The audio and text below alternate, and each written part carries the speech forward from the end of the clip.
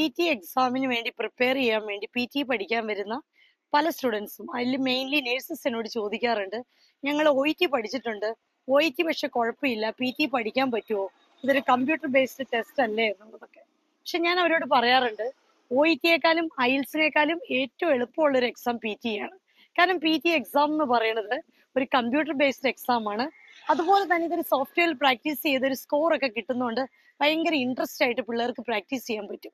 അപ്പൊ നിങ്ങളൊരു കൃത്യമായിട്ടുള്ള കാര്യങ്ങൾ മനസ്സിലാക്കി തരുന്ന ഒരു നല്ലൊരു PT എക്സ്പേർട്ടിന്റെ അടുത്ത് നിന്ന് സ്ട്രാറ്റജീസും ടിപ്സും മനസ്സിലാക്കി കഴിഞ്ഞാൽ നിങ്ങൾ തന്നെ നിങ്ങളുടെ വീട്ടിലിരുന്ന് നിങ്ങളുടെ ലാപ്ടോപ്പിലോ കമ്പ്യൂട്ടറിലോ കൃത്യമായിട്ട് പ്രാക്ടീസ് ചെയ്തൊരു സ്കോർ ഒക്കെ കിട്ടുമ്പോൾ വളരെ ഇൻട്രസ്റ്റോട് കൂടി പഠിക്കാൻ പറ്റും.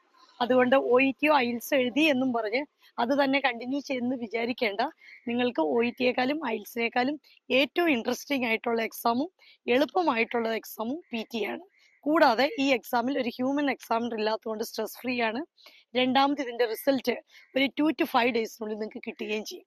അതുകൊണ്ട് OETയോ IELTSO എഴുതി അത് തന്നെയാണ് എളുപ്പം എന്ന് വിചാരിച്ചിരിക്കുന്നവർ ഒരിക്കലും പേടിക്കേണ്ട. PT എക്സാം ആണ് ഏറ്റവും ഈസി ആയിട്ടുള്ള എക്സാം. Thank you.